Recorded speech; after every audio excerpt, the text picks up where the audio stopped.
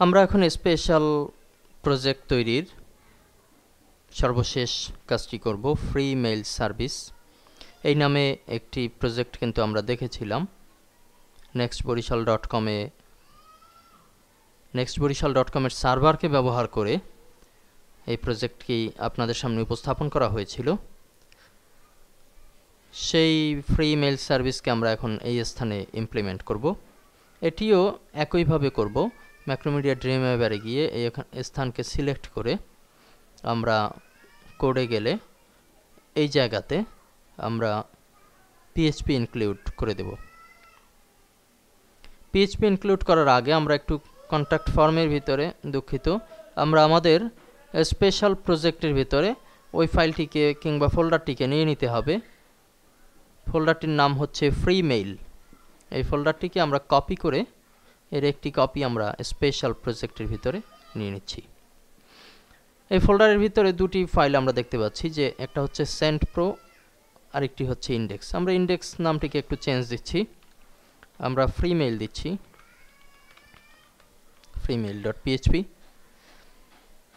এখন আমরা একটু দেখে নিচ্ছি যে এর ভিতরে আসলে কি আছে। আমরা আগেও দেখেছি যে your name, your email, your friend name, your friend's email, message। এখানে প্রায় 450 স্থান জুড়ে 450 পিক্সেলের উপরে করা এই ফিল্ডটি। আর আমাদের হাতে যে জায়গাটি আছে সেটির আয়তন হচ্ছে 600 থেকে 950, 7, 8, 9, 9.5, 350। কাজেই এখানে একটু পরিবর্তন করে দিতে হবে। আমরা এই ফিল্ডটি যেহেতু বড়, আমরা এর ক্যারেক্টার ওয়াইডকে কমিয়ে 40-এ করে দিচ্ছি। এখন সেভ দেওয়ার পরে আমরা index.php-তে এই স্থানে ফ্রি মেইল সার্ভিসে আমরা php include কমান্ড লিখে দিচ্ছি।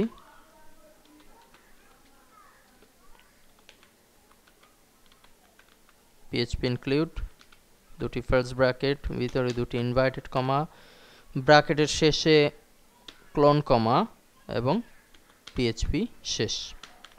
অ্যাড্রেসটি নিচ্ছি ইনসার্ট হাইপারলিংক থেকে, ফোল্ডার স্পেশাল প্রজেক্টের ভিতরে আছে freemail.php। আমরা ইউআরএল থেকে কপি করে নিচ্ছি freemail.php এবং এখানে পেস্ট, সেভ দিচ্ছি। আমরা দেখতে পাচ্ছি যে এখানে কিন্তু পিএইচপি লেখাটি আসলো। ব্রাউজারে গিয়ে আমরা যদি রিলোড দেই তাহলে অনেক বড় আকারের একটি প্রজেক্ট ইমপ্লিমেন্ট হলো। এখন এই যে ইমপ্লিমেন্টেশন,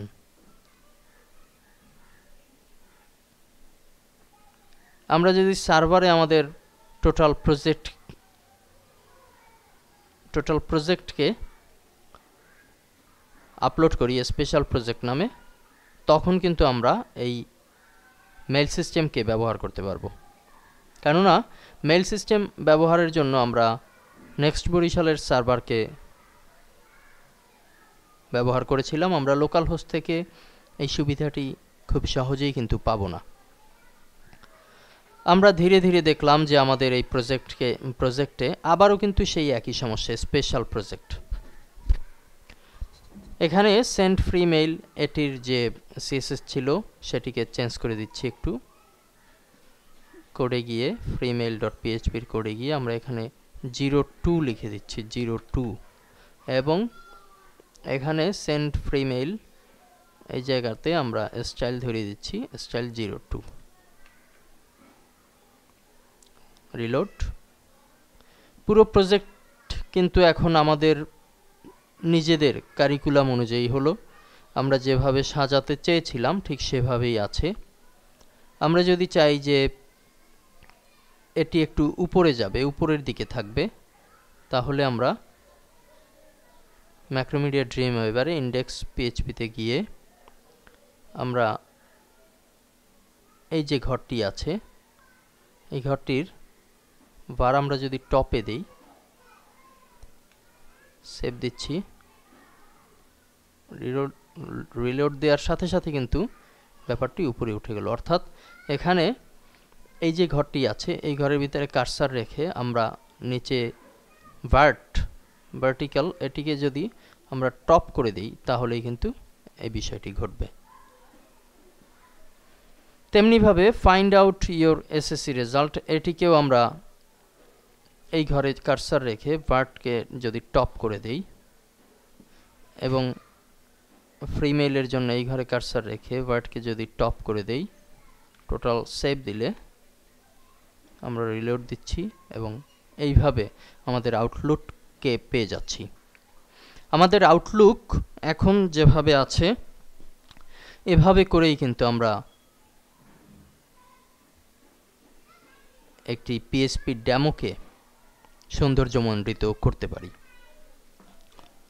আমরা চাইলে কিন্তু এখানে যে লিঙ্কগুলো আছে কন্ট্যাক্ট টু অ্যাডমিন, এটিকে কন্ট্যাক্টের সাথে লিঙ্ক করে আলাদা একটি পেজে করে নিতে পারতাম। রেজাল্ট শিটকে এক পেজে, সেন্ড ফ্রি মেইল নামে কোনো লিঙ্ক তৈরি করে তার সাথে একটি আলাদা পেজকে লিঙ্ক করে দিতে পারতাম। মূল সিস্টেমগুলো দেখানোর চেষ্টা করেছি এবং এভাবে করেই আমরা আমাদের পিএইচপির মধ্যে স্পেশাল প্রজেক্টগুলোকে ব্যবহার করে টোটাল ডেমোকে আরও বেশি সৌন্দর্যমণ্ডিত এবং আরও বেশি কার্যক্ষম করে নিতে পারব। আপনারা চেষ্টা করবেন আপনারা ভালো মানের পিএইচপি ডেমো তৈরি করবেন, এই প্রত্যাশা ব্যক্ত রেখে পিএইচপির মাইস্কেলের স্পেশাল প্রজেক্টের অধ্যায় থেকে আমি বিদায় নিচ্ছি। আল আমিন হোসাইন, আলহেরা মাল্টিমিডিয়া।